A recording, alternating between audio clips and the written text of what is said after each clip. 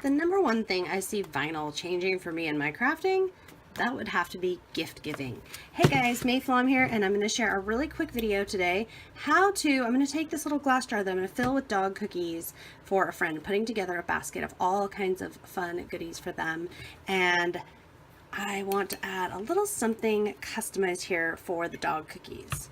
So the first thing I do whenever I start a ScanNCut project, I go into pattern and I look around to see if there are any patterns that I feel like would work well for the project at hand.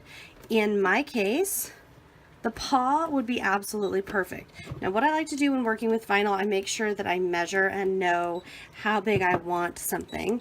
And in this case, what I'm going to do, I'm going to say one part at a time. So because of the way that this pattern is, you have to select one part at a time.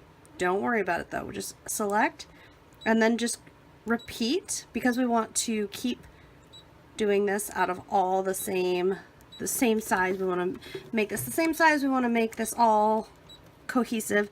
Just keep adding until you've added all the pieces.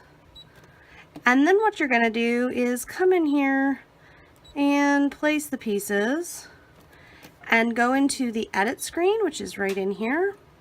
And from here, this little rotation, you can rotate things just a few degrees. You can rotate things 1 or 2 degrees. Whoops, that was more than I wanted. Until you're happy. What I am going to do is say that's okay. I'm going to select all and say okay. And what I'm actually going to do is move this into the middle and say okay. Unify it first.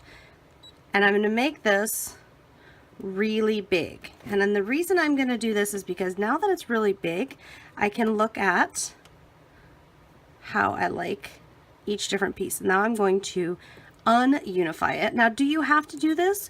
No, you do not. However, unselect everything. If I do this, what will happen is I will be able to really take a closer look at this, and I can really get things exactly how I want. Because I'm going to be working on vinyl, I know that I want this to be a certain way, I want this to look a certain way, and I can get this exactly how I want it. Just takes a little extra time. There are other ways to do this. Of course, you don't have to do this all like so. You could do it any way that works for you. I can also use this tool. You see, I can move everything just so. Once I have everything exactly as I want it, gonna select this button again, select all, unify, and then go into here. And now I'm gonna resize it down. And now that I have that paw exactly how I want it, I'll size it way back down to where I want it.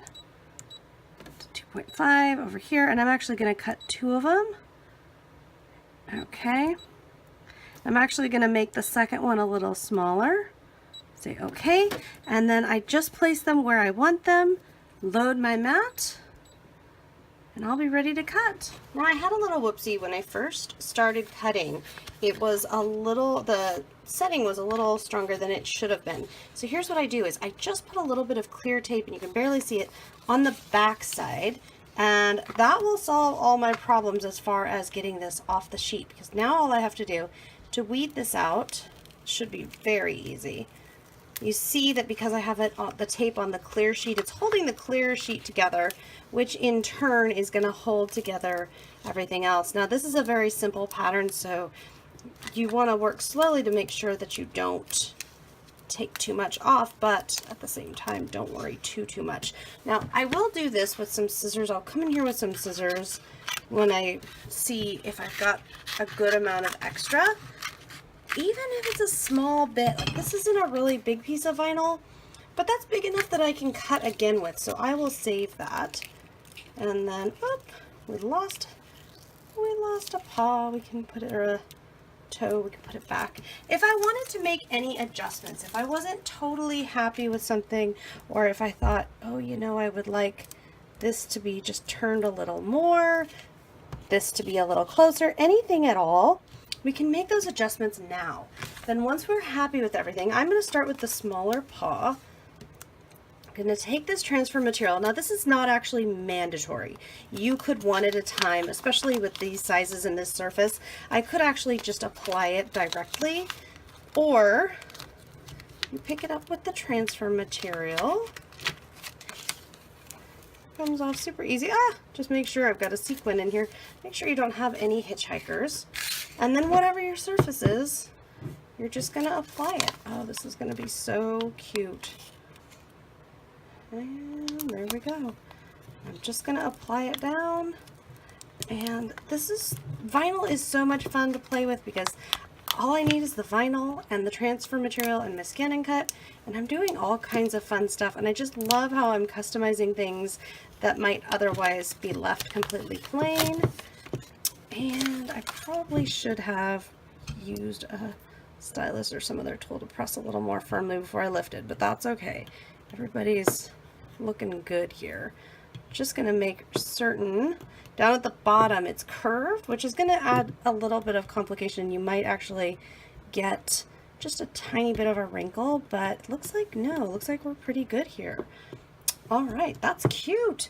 I think I'm going to see if I have some red still and add some little hearts around here. I think that would be cute.